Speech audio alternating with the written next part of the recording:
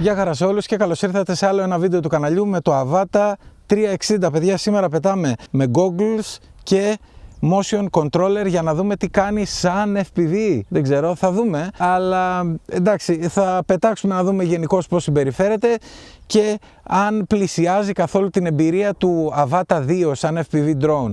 Αλλά νομίζω ότι το Avata 360 μαζί με τα γυαλιά και το motion controller προσφέρεται για πολύ πιο δυναμικά πλάνα από ότι με το RC2, γιατί μπορούμε να υπολογίσουμε καλύτερα τον χώρο, οπότε μπορούμε να περάσουμε μέσα από πιο στενά περάσματα. Πάμε να απογειωθούμε και να δούμε ακριβώς τι μπορούμε να κάνουμε με τα goggles, το motion controller και το Avata 360. Πάμε λοιπόν να κάνουμε μια δοκιμή με τον μονόφακο και να γυρίσουμε πίσω, single lens πάνω δεξιά και να γυρίσουμε πίσω να δούμε τι μπορούμε να κάνουμε. Είναι λίγο μπέρδεμα, δεν είναι σαν το Avata 2, γιατί εδώ μου κάνει και track το κεφάλι, βλέπετε, οπότε είναι λίγο μπερδευτικό αυτό, αλλά πετάει πάρα πολύ καλά. Είναι μια χαρά η πτήση, συνθήκες κατάλληλες και γενικώς δεν ξέρω ρε παιδιά, δεν ξέρω, προσπαθώ να καταλάβω, γιατί έχω κάπου head tracking μέσα στα goggles. Για να έρθω λίγο πίσω να το τσεκάρω ρε παιδιά αυτό, να δω αν έχω head tracking, μήπως αν το κάνουμε disable θα είναι καλύτερα. Μισό.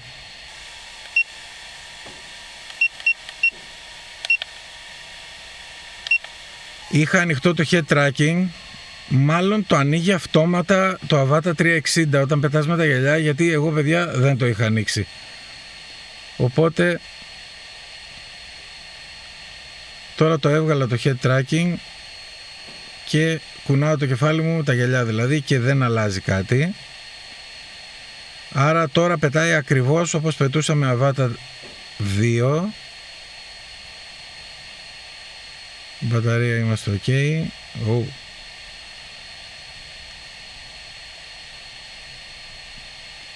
Τώρα τι να πω, δεν ξέρω, γιατί για FPV τώρα δεν, να σας πω την αλήθεια. Δεν ξέρω, ίσως είναι το μέγεθός του. Δεν μου κάνει εμένα δηλαδή, δεν μου προκαλεί κάτι ας πούμε για FPV. Δεν συζητάω για το 360, τώρα είμαστε single lens παιδιά, έτσι. Μιλάω για την διαδικασία του μονού φακού και υποτίθεται πετάμε σαν FPV. Δηλαδή, να σας το πω διαφορετικά, με RC2 ήμουνα πιο ικανοποιημένος. Μου άρεσε περισσότερο με το RC2 παρά με το motion controller.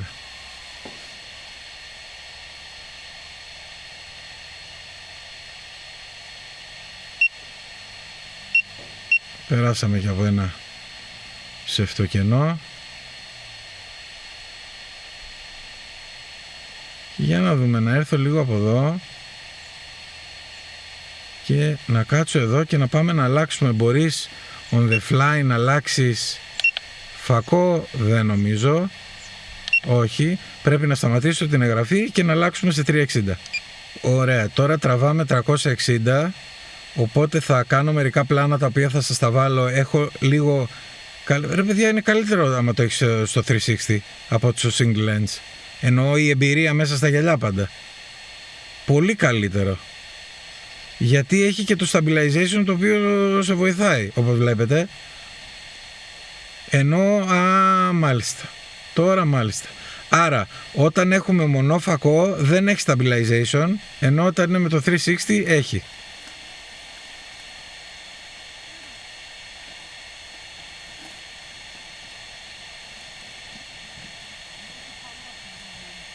Πολύ καλύτερα έτσι. Και να κάνουμε έτσι μερικά περάσματα χαμηλά τώρα που έχουμε την ευχέρεια με το motion controller. Να δούμε τι μπορούμε να πάρουμε. Είμαστε με 360 μοίρες αυτή τη στιγμή. Δεν κακό, δεν κακό.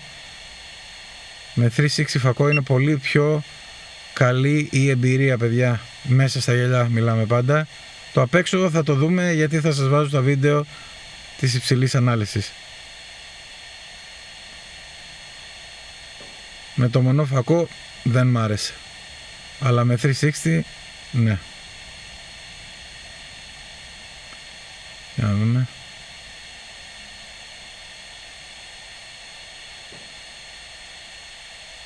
Ωραία. Να πάω να κάνω και ένα κατέβασμα εκεί πέρα, το λοφάκι που το κάνω πάντα. Να δούμε τι μπορούμε να πάρουμε και με το... Τώρα που είμαστε με 360 από εκεί. Μπαταρία έχουμε. Οπότε μπορώ να πάω και εκεί μία.